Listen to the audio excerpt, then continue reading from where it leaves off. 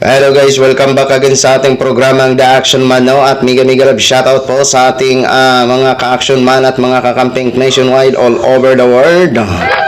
Muli naman po tayo nagbabalik mga ka-action sa ating panibagong video. Una-una sa lahat, pagpasensyahan nyo muna kung hindi ho tayo nakapag-live kahapon, no? So sa buwan kasi na ito mga ka-action, hindi maiwasan ang mga invite kasi alam nyo naman ngayon, buwan ng December, mga okasyon, mga ka-action, lalong-lalo na malapit na talaga ang Christmas, okay? Pero maraming salamat po sa ating mga taga-suporta at lahat ng mga tagapakinig ng programang The Action Man. Maraming salamat po sa inyo.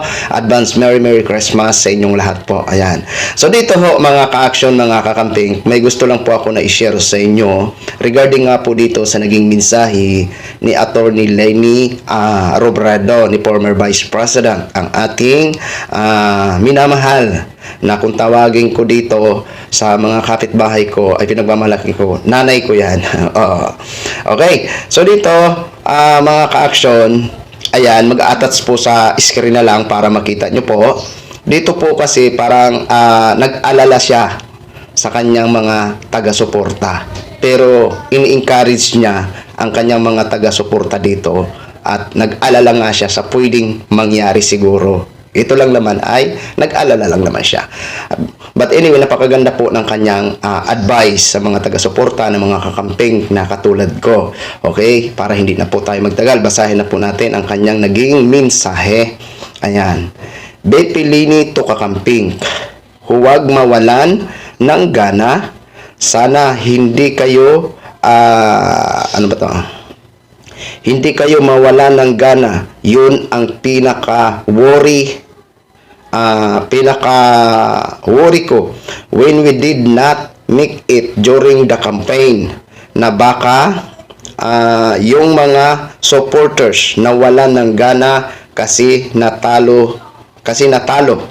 Ayan. Sana pareho ko kayo na ako hindi ako nawala ng gana. Ako mas excited pa ako ngayon. Ngayon, hindi ako magiging presidente, pero ano ang magagawa ko? Possibilities are endless. So, sana kasama ko pa din kayo. Okay, yun po ang napakasimple ng kanyang naging mensahe sa atin ng mga kakamping. So, sa isang video nga natin na kung saan na-share ho natin na inendorso niya si Bam Aquino, si Kiko Pangilinan, at ito naman ang pangalawa niyang naging mensahe. Kumbaga, nag-alala siya, no? Nag-alala siya sa kanyang mga taga-suporta kasi baka isipin ni attorney na mawalan ng gana, no? Kasi hindi siya ang tumakbo sa pagiging senador, okay? So, anyway, ito lang po ang message ko, no? Ako talaga, mga ka-action, mga kakamping, kahit mayor po yan ng Naga ang kanyang tinatakbuhan ngayon, sa mga kakamping na tumatakbo bilang isang senador ng ating bansa, hindi ko din po sila kayang talikuran. Kung ano po ang paninindigan ko kay Attorney Leni Robredo, ganun din po ang mga kakamping natin na mga senador na tumatakbo ngayon. Diba? Susuportahan ko pa rin yan sa abot ng aking makakaya. Kung kinakailangan na magbahay-bahay ulit, gagawin ko para sa kanila. Kasi feel ko na kapag sinusuportahan kasi ni Attorney Leni Robredo, suportado ko na rin po. Kumbaga, isipin ko na lang na sila, si attorney ang sinusuportahan ko dahil gusto ko lang naman na magkaroon ng matino, mahusay, magaling na magiging senador at maging katuwang ni Senadora Riza Hontiveros. Kaya kung nag-alala si attorney baka mamaya umiba ang mga taga-suporta, in my own na lang, hindi ko alam kung ano ba ang magiging komento nyo dito, pero para sa akin, hindi po ako nawala ng gana o pag-asa. Diba? Sinabi ko na, suportado ko pa rin si Atty. Leni Robredo at hindi ko po yung kayang talikuran. Kahit mayor pa yan ng Naga, magiging mayor, no? Sa midterm election. Pero sa ngayon po, kasi 2028 pa naman ang labanan, nagiging flexible lang po ako.